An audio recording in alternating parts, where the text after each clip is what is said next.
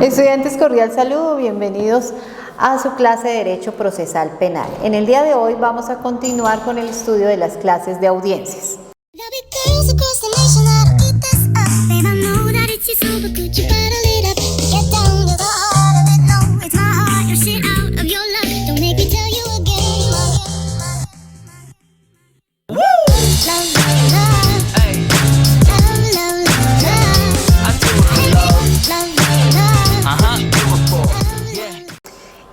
Entramos entonces a hablar de la audiencia de juicio oral, y esta audiencia es en la que se lleva a cabo la práctica de pruebas.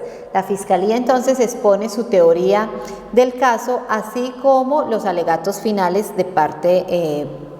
por parte de cada uno de los intervinientes, los cuales también pueden ser expuestos por la defensa de la víctima y el Ministerio Público, para que finalmente el juez emita el sentido del fallo.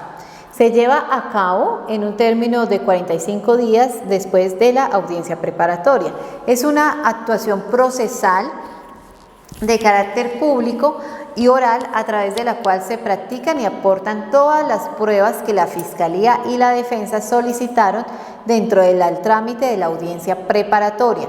Asimismo, se constituye esta audiencia como el escenario por excelencia para presentar alegatos de conclusión y defender la tesis que se haya planteado en el caso, tanto por parte de la Fiscalía como por parte de la defensa del acusado. Asimismo, se efectúan los interrogatorios, se escuchan los testimonios de los involucrados y se consideran las pruebas analizando la forma y obtención de las mismas, si se utilizaron por medios legales y en caso de no ser así, entonces se deben descartar por parte del juez. Posteriormente, y en forma obligatoria, el fiscal expone su teoría del caso, ¿cierto? El abogado de la defensa puede optar por hacer su exposición u omitirla. Se logran algunas conclusiones correspondientes y se presentan las oposiciones que sean del caso. Finalmente, el juez emite su fallo, determina la pena y procede a decretar la audiencia de reparación en la que como su nombre lo indica, la víctima expone qué deberá hacerse para subsanar el daño o qué considera pedir para subsanar el daño. En esta audiencia entonces termina con el fallo de primera instancia que emite el juez de conocimiento, donde se determina la responsabilidad penal de la persona que está siendo procesada por el delito cometido y se dice si se absuelve o se condena, y se abre la posibilidad de impugnar esta providencia mediante el recurso de apelación. Por otra parte, los requisitos legales de esta audiencia corresponden a tener en cuenta los principios de publicidad, de inmediación, de contradicción, de oralidad y de concentración. La publicidad entonces puede ser limitada en aquellos eventos donde se altere el trámite normal de la audiencia.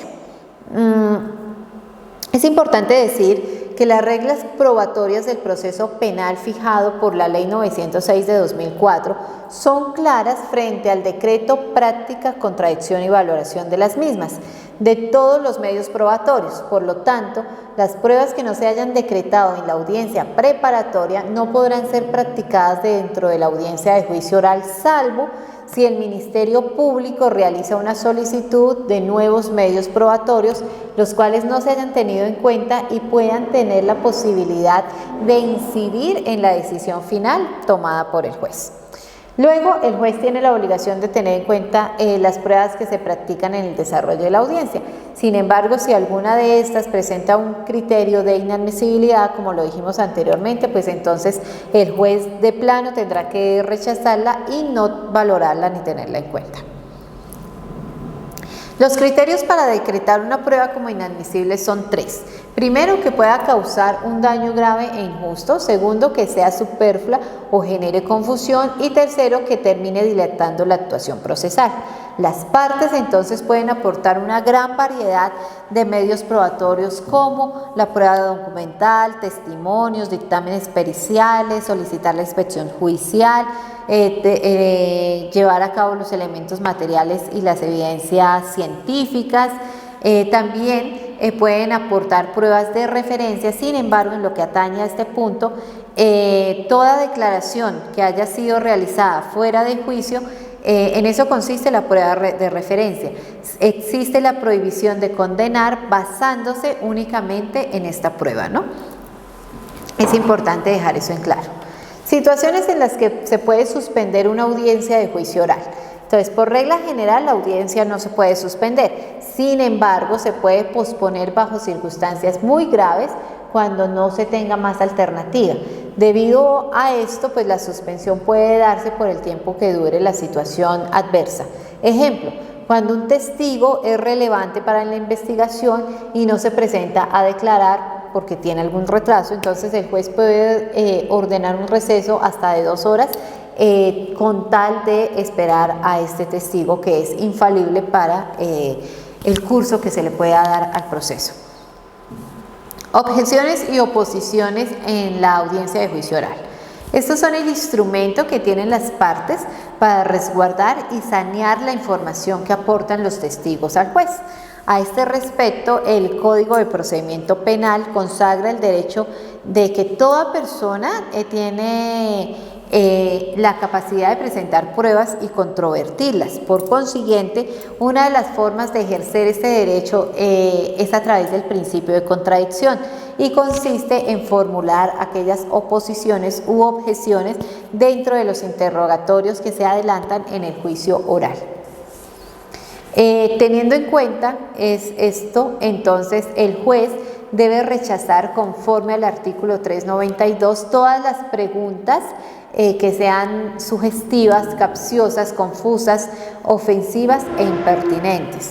Realmente el objetivo principal del ejercicio de las oposiciones radica en que se busca impedir la introducción de pruebas ilegales o superfluas, también evitar comportamientos inadecuados que puedan inferir con la buena fe y la presunción de inocencia. Ahora bien, es importante establecer lo que hace relación a la audiencia de juicio oral en delitos sexuales con menores de 14 años. Por lo general, los procesos que tienen como base estos delitos, donde se encuentran involucrados víctimas menores de edad, siempre generan un gran impacto social y esto altera en ocasiones el trámite de la audiencia de juicio oral, dado que el principio de publicidad puede limitarse precisamente por resultar contraproducente y poner en peligro al mismo procesado. Es decir, lo que se busca es que no se revictimice nuevamente a la persona, a ese sujeto pasivo que ha sido víctima de toda esta conducta punible como tal. Ahora bien, vamos a hablar de la audiencia de reparación integral. Esta, anunciado el sentido del fallo en el que se declara la responsabilidad del acusado, el fiscal, la víctima o el Ministerio Público, a instancias de ella, pueden solicitar que se abra el incidente de reparación integral. Aceptado esto, el juez convoca una audiencia pública en donde la víctima viene a formular entonces sus pretensiones para llegar a un acuerdo con la persona que ha sido condenada penalmente. Si se logra ese acuerdo, se incorpora la sentencia; de lo contrario, el juez cita a una nueva audiencia en la que, previo un intento de conciliación nuevamente, el juez decide la forma de reparación a que haya lugar. El incidente de reparación integral, entonces, es un procedimiento especial creado por el Código de Procedimiento Penal con el propósito de conceder a la víctima la posibilidad de reclamar el pago de perjuicios derivados de la conducta delictiva mediante un proceso justo para las partes. Los intervinientes en el incidente de reparación integral son la víctima, el condenado, el tercero civilmente responsable y excepcionalmente un tercero llamado en garantía. La prescripción, por su parte, y la caducidad son dos figuras en donde la primera, la prescripción, se finalizan las obligaciones por el transcurso del tiempo, indica que en el momento en que hace relación al momento en que fenece la posibilidad de iniciar acciones judiciales, pero no el derecho, mientras que la caducidad consiste en la extinción de los derechos y la posibilidad de iniciar las respectivas acciones. Respecto de este incidente de reparación integral, el artículo 106 del Código de Procedimiento Penal nos dice que se debe establecer que la solicitud del mencionado proceso debe presentarse dentro de los 30 días siguientes a la firmeza de la sentencia condenatoria, so pena de la caducidad de la acción, es decir, so pena de no poder tener esa posibilidad de reparación si no se lleva a cabo en el momento que determina la ley. A más tardar dentro de los 15 días, ya en lo que tiene que ver con la audiencia de individualización de la pena, se refiere que a más tardar dentro de los 15 días siguientes al juicio oral se lleva a cabo la audiencia en la que el juez valora las condiciones particulares del responsable, individualiza la pena e incorpora lo decidido respecto al incidente de reparación integral. Es importante que esté uno pendiente de estas audiencias y sujetas al vencimiento de términos, precisamente porque se debe hacer un control sobre esos procesos penales. Desde que se determina la imputación en las audiencias preliminares hasta que el fiscal presente el documento de acusación y le sean asignado a un juez de conocimiento, en el caso, deben pasar menos de 60 días o el detenido entonces quedará en libertad si no se lleva a cabo esto. Con esto damos por terminada nuestra quinta lección de Derecho Procesal Penal. Nos vemos en otra oportunidad.